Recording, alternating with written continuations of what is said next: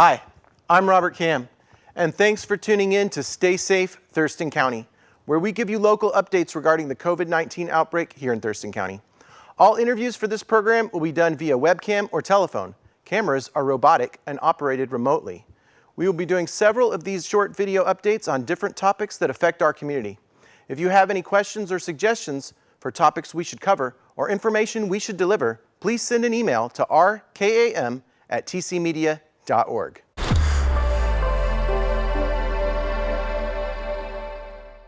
On March 13th, Washington State Governor Jay Inslee announced statewide school closures from March 16th through April 24th to prevent the spread of the novel coronavirus in Washington State. Despite the closures, the school districts have been working to make sure that their services to the community continue. These services include meal distribution and child care services to families with healthcare workers and first responder members. Olympia School District has set up meal distribution sites in their elementary schools and designated community sites to provide free meals to students and youth. These meals include lunch and breakfast for the next day, packed in a paper bag. These meals will be handed out between 11 a.m. and 1 p.m. weekdays. Again, these distribution sites will be available through April 24th or until further notice, and yes, these sites will remain open through spring break. On top of their efforts to provide meals to youth, the school district is also supporting families and their children by providing supplemental learning resources that they can access at home, keeping the students' minds engaged. You can view their menu of supplemental learning resources on their website at osd.wednet.edu. That's wednet, wednet.edu. If you don't have access to a computer or Wi-Fi, you can fill out their technology request form. They plan to reopen their schools on Monday, April 27th. North Thurston Public Schools also set up free breakfast and lunch grab-and-go meals at their 13 elementary schools plus Salish Middle School from 11:30 a.m. to 12:30 p.m. According to their website, children 18 and under and special education students between the ages of 19 and 21 can pick up a meal, no ID required. Some additional services that the school district provides include drive-up-and-go hygiene bags, food and warm hats, coats, and gloves on Tuesdays from 9 to 11 a.m. and Thursdays from 1 to 3 p.m. These services are available to North Thurston Public School students only. And to talk more about what North Thurston Public Schools are doing, I have with me the Executive Director of Public Relations of North Thurston Public Schools, Courtney Shreve. Hi, thanks for joining us. Absolutely. Thanks for doing this for the community. So how are you coping with everything? Well, as you can see behind me, I'm at home. So that was the first adjustment, was doing some telework. And personally, you know, it's weird. It's a hard time for everybody, and especially when you've got a district of 15,000 kids that are getting pretty anxious at home from what parents are telling us, and they want to be in school with their friends. So just adjusting and doing a lot of our communications work from home for the district, and trying to figure out what's next, which changes every day. Yeah, we've been able to work from home, although I am at the station right now, but we have an empty studio and the cameras are being operated remotely, so bare bones. Yeah. So schools are closed until April 24th, Correct. but you are providing meals. We announced a couple of the elementary schools where you have meal pickups, but you're going to expand that. Is that right? Yes, actually starting Thursday, which is tomorrow, March 26th. I have to look at the dates. We've added 19 more sites, and that's going to be utilizing our bus drivers as well as our food service workers. So they're kind of in the front lines right now, and we're practicing social distancing. But what we found was we had so many kids that either couldn't walk to school, that it wasn't a walkable distance. So we had the 14 school sites, which will still be open for our district. And then starting tomorrow, we'll have some expanded stops where kids can go, usually a lot of them are in neighborhoods or at a formal bus stop or at an apartment complex. So we're looking forward to seeing how that goes tomorrow, and hopefully we're hoping to reach at least 400 more kids that way. Excellent. And what about childcare services for people of North Thurston Public Schools? Childcare right now is, there are still some spots. We're working with local providers because they're the ones that know how to do childcare right. So Lacey Boys and Girls Club, I believe they still have a few spots left. And then our Y Care is working with a lot of school districts, including ours. And we have 2 sites, Chambers Prairie and Olympic View. And they've told me that they still have spots available. And originally, there was a lot of talk about, oh, this is only for emergency providers and healthcare workers. But now, as we're learning, there's a lot of essential workers out there. So I would encourage anyone that still needs childcare to call either Y Care or Lacey Boys and Girls Club. And there's also a childcare kind of a search site. If those don't work out, there's one on our website. I don't have it with me, but I think it's Childcare Washington, something like that. And some of your teachers have put up additional learning resources online. Is that correct? Can you tell me a little bit about that?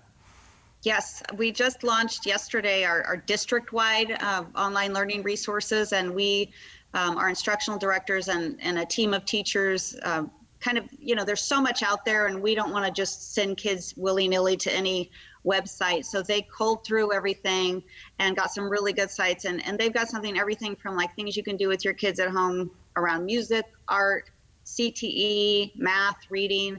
We even have sites for special ed students and ELL, which is second language kids.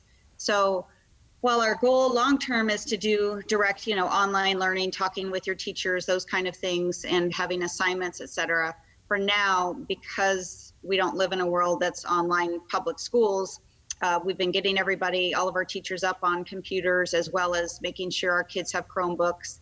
Our secondary kids already have computers, middle and high school. We're hoping to get those for our 4th and 5th graders, and then we're still working around what to do with our kindergarten through 3rd graders. But right now there's resources for everybody online, and I think that's what a lot of school districts are doing.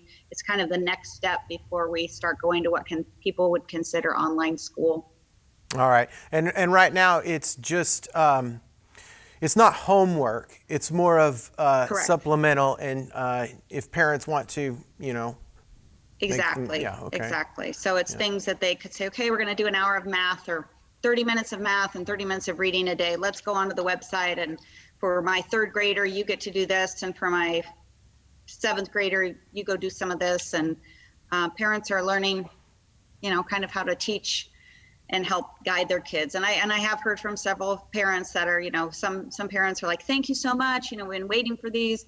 And we have other parents are like, can you give us more? We're worried about our kids falling behind, or my kids applying for colleges. How's that going to work? And we don't have all the answers, and we've said that, but we're working, as are a lot of school districts across the state and the country, to try to figure out how to do this and do it right. Tell me about additional supports and services that you might have. We have something called a Family Youth Resource Center. It's called the Fire Center, and it's where the old Bally's was. Most people know it as the old Bally's. We acquired that property a while back, and right now it's where the South Sun Reading Foundation is. And just as an aside, I know they're putting together book bags for kids that people can pick up. But on the other side of that is this resource center where twice a week families can go from our district. It's only for our students who are at risk or have needs, everything from school supplies to homeless backpacks for the weekend, food backpacks, toiletries, clothing. So we've got our hours. It's on Tuesday and Thursday. I don't have the times off the top of my head, but most of our students who need it know it's there, and they've been utilizing that as well. Okay, well, we're going to let you get back to the things that you need to do. Do you have any final thoughts, any suggestions? I think just in general, just thank families for their patience with their school districts. This has been you can have a plan on paper, but implementing that plan is a challenge, and everybody's working on this. We've got everybody from our custodians are keeping the schools safe and cleaned up for when the kids come back, and we've got the food workers on the front lines serving the meals. So I think just everybody to give each other grace and patience, and hopefully, we can all get back to normal soon. All right. Well, thank you for your time, Courtney. Yeah, thank you so much. Be safe. Tumwater School District is also providing grab-and-go breakfast and lunches to children 18 and under at the following 4 locations. These meals can be picked up from Monday to Friday from 11:30 a.m. to 1 p.m. or 5 to 6 p.m., except during spring break, April 6th through 10th. These school closures can really provide inconvenience for families, especially with healthcare workers and first responder members. So South Sound YMCA's Y-Care is offering child care services to these families in need. The services will be operational throughout the 6-week closure from 8 a.m. to 5:30 p.m. at these following locations: Garfield, Roosevelt, McKinney Elementary Schools in the Olympia School District, Olympic View and Chambers Prairie in North Thurston Schools, and Peter G. Schmidt Elementary, Tumwater Hill Elementary in Tumwater School District. Families may register directly with the YMCA online at southsoundymca.org/y-care. The Boys and Girls Club is offering the same services to families in need.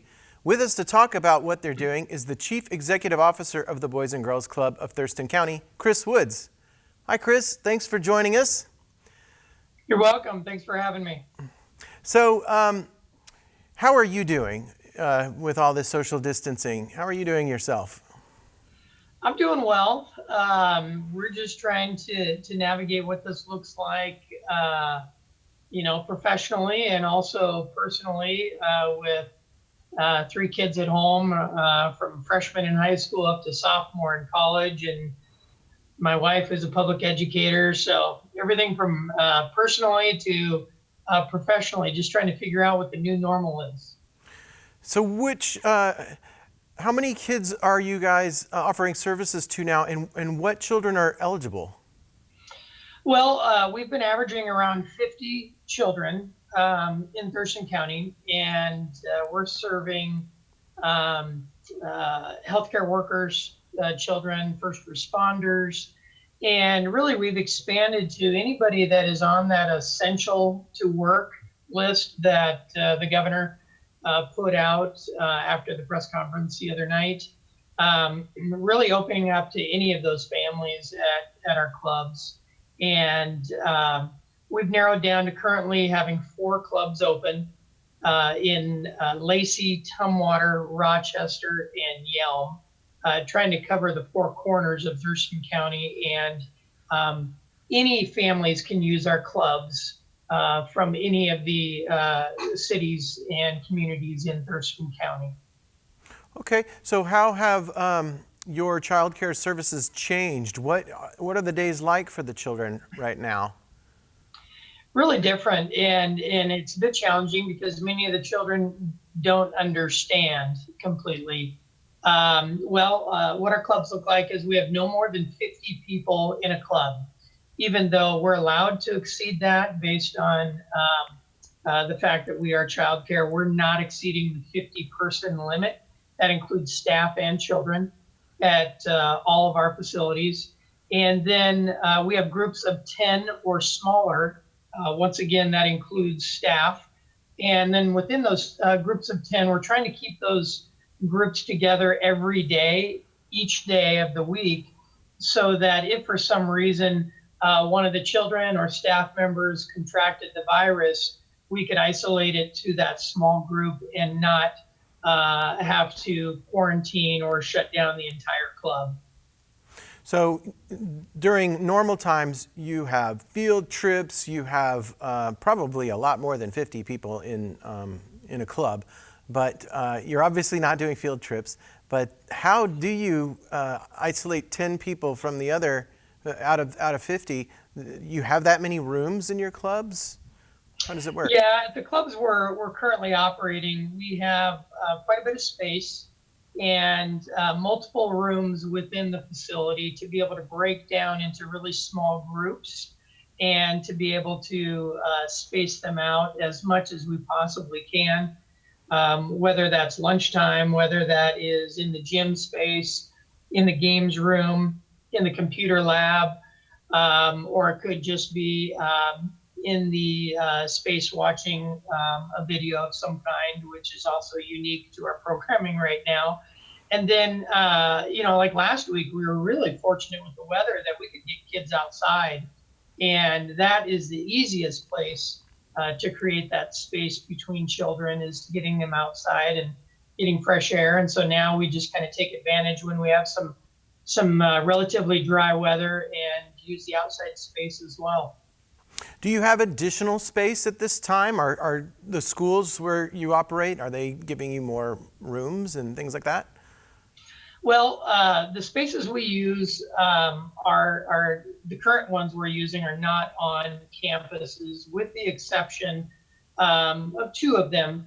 In Rochester, they have said they've got some additional space there at their district office that if we need it, we are welcome to use it. They've got like a conference room that is nearby our club, and then another room adjacent to the conference room. We haven't had to use it yet, but they've certainly offered. And then in Tumwater, we're located in the right off the parking lot of the Tumwater High School, and haven't had to use space there at the high school other than field space. But I also know that their district has been very accommodating. And then North Thurston School District, Yelm, and even the ones we're not serving, Tenino School District and Olympia, all 6 of our districts have just gone above and beyond to help us with meals, with space, really trying to help everywhere they possibly can. And we couldn't ask for better partners. And they're providing the lunches, is that right? Yeah, lunch and breakfast. And they've been great to work with. Worked with us at each individual site on what that looks like as far as delivery and pickup. But they've been fantastic in providing breakfast and lunch each day.